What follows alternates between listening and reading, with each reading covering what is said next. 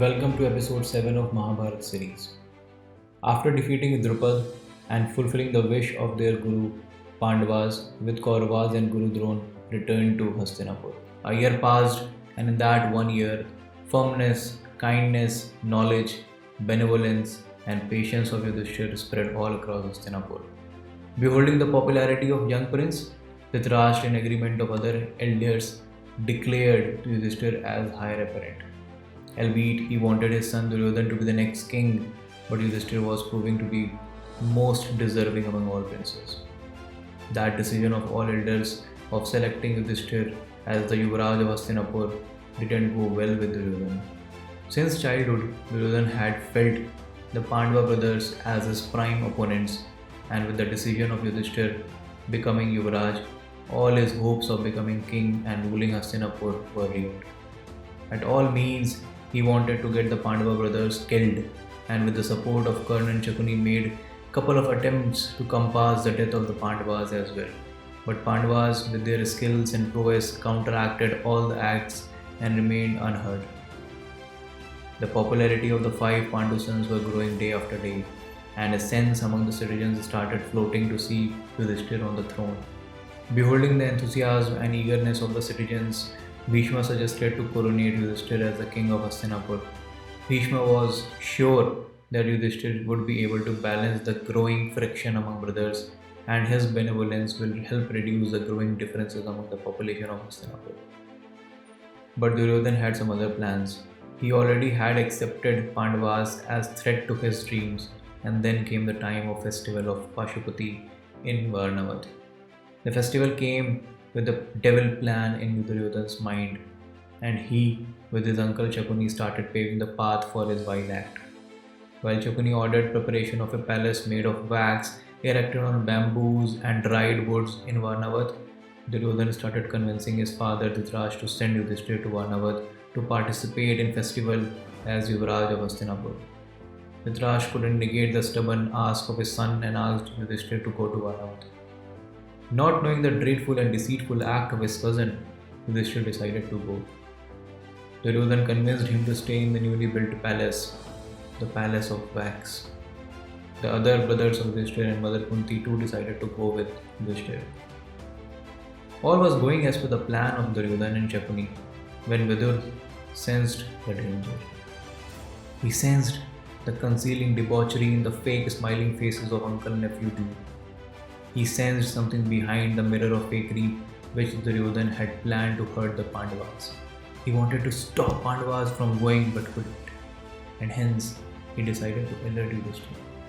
At the time when the Pandavas were leaving for Varnavad and came to meet the elders, Vidur took Yudhishthir aside and expressed his fear of danger on Pandavas' lives. He explained, if jungle catches fire, mice and rodents hid in burrows. Yudhishthir wasn't convinced that his own cousins could plan his death, but he ensured Vidur that he would be alert and take care of his family members. The caravan of Pandavas reached Varnavad. The town was decorated for the festival, and the people were excited to welcome the Yuvraj of Hastinapur. They welcomed Pandavas and Kunti with great reverence and presented several gifts as sign of honor to royal guests. Yudhishthir too gifted each citizen with jewels, ornaments, and other princely gifts. The festival was planned for several days, and hence later in the evening, all five brothers with Kunti went to the palace for their stay. The palace of wax was decorated with several flowers and painted with different colors. The finest artistry was in display, and many servants were put in the service of Yuvraj. Pandavas were accompanied by Purochan, a mole of Duryodhan.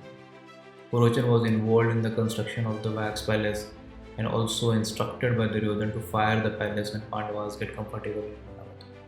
But Purochan was least aware that Yudhishthir was already alerted by Vidur. After entering the palace, Yudhishthir asked his brothers to inspect the whole house and find out all the suspicious things.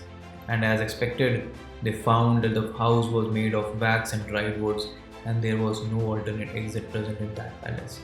The only exit was guarded by Purochan himself.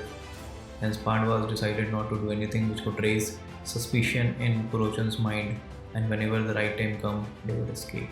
Few days later, a man came to meet Yudhishthira. He was sent by Vidur and was a miner. He was a skilled miner and on orders of Vidur came there to make a tunnel to rescue the Pandavas from any danger. Immediately he took up the task and started digging the channel. During day he was guarded by either of the Pandavas to avoid contact with Purochan or his spies. Days passed and the miner finally dug the entire tunnel whose other end was open near a river. He accomplished what he was sent for and then he took leave of Yudhishthira and went away. Now, a day was to be decided to escape. They wanted to escape without letting anyone know, not even Purochan.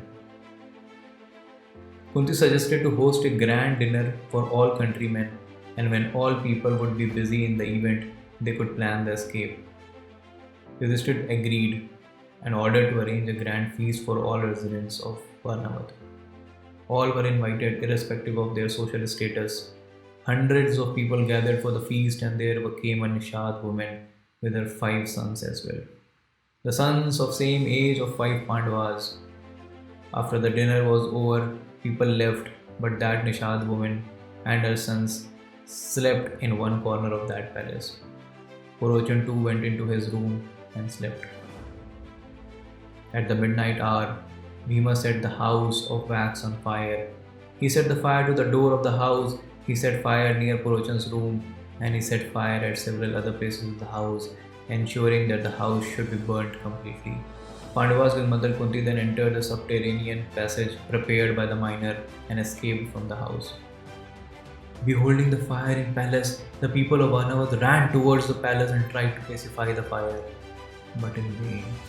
The whole mansion was burnt to ashes, leaving the citizens in belief that the 5 brothers and the mother were killed in the fire.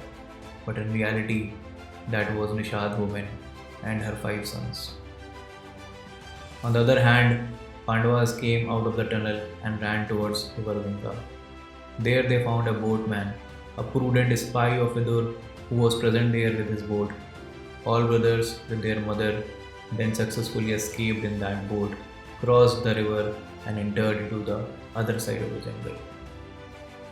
That was a terrible forest which resounded with the terrible cries of birds and beasts. But the brothers kept going deep into the woods, not knowing where their next stop will be. The news of fire in palace reached Hastinapur in no time.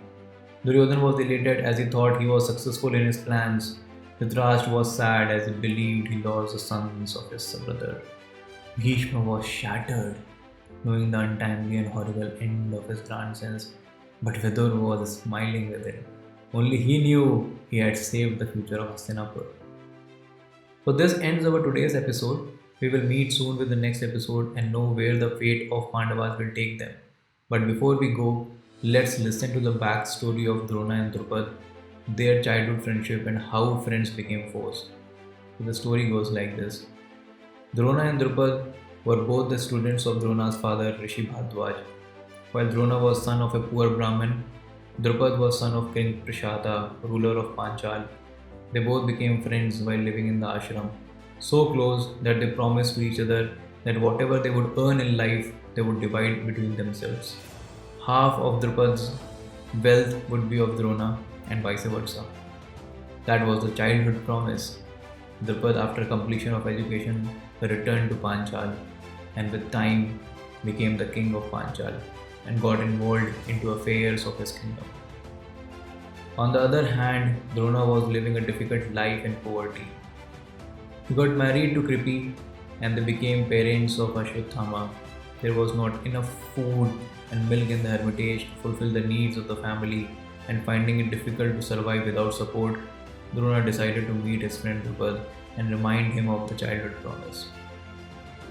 Drona went to Panchal, met Drupad and reminded him of the promise. He demanded half kingdom of Panchal as Drupad was the king. Drupad laughed and said, how a promise made in childhood could become base of dividing the kingdom. He further said, if you don't have source for food, I'll give you a cow. You can feed your son with cow's milk. This made Drona furious, and finding it as an act of insult by Drupad, Drona promised him that he would return one day and snatch the entire kingdom from him. and that was the day when childhood friends became foes. Later, Drona visited Parshuram and sought powerful weapons from him and then became mentor of princes of Hastinapur. After completion of education of princes of Hastinapur, he demanded them to captivate Drupad and siege his kingdom. And this is how just a childhood promise became the root of enmity between Drona and Drupad. With this, we end our today's episode. We will meet in next episode soon. Till then, stay safe, stay strong. Namo Namah.